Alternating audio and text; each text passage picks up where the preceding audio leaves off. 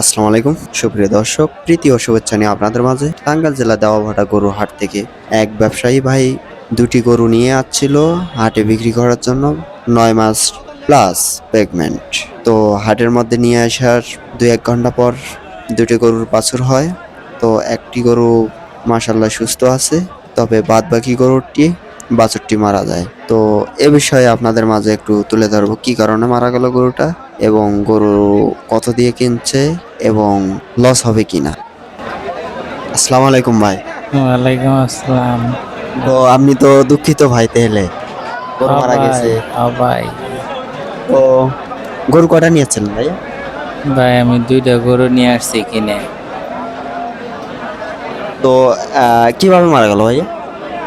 ভাই দুইটাই প্রেগনেন্ট গরু কিনছিলাম।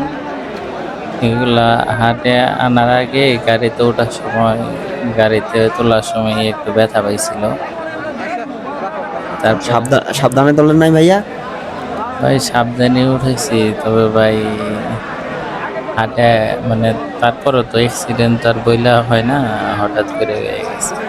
একটা গরু দেখি সুস্থ আছে। হ্যাঁ ভাই, একটা সুস্থ আছে ভাই। দুইটাই ভাই হাটের মধ্যে বিয়ে হয়েছে ভাই। দুটাই বিআই সারের মধ্যে। তো এগুলো কিরকম দুধ পাওয়ার আশা করছিলেন? ভাই 20 লিটারের মতো আশা করছি ভাই। 20 লিটার। জি। তো ওটা লস হয়ে গেল তো আপনার অনেক।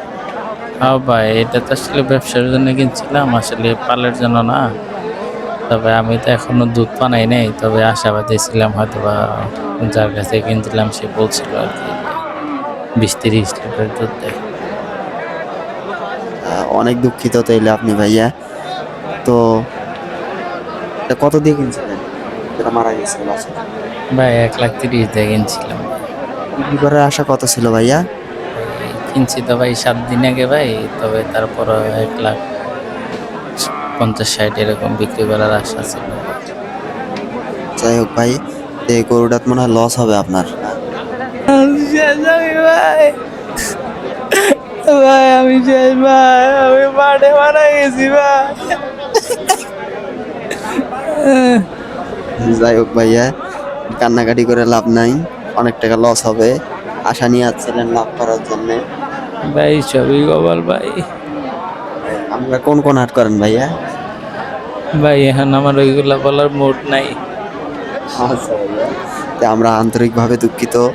দর্শক, আপনারা যদি এভাবে কেউ গরু নিয়ে আসতে চান, তবে প্রেগনেন্ট নিয়ে আসতে পারেন 6 থেকে 7 মাস।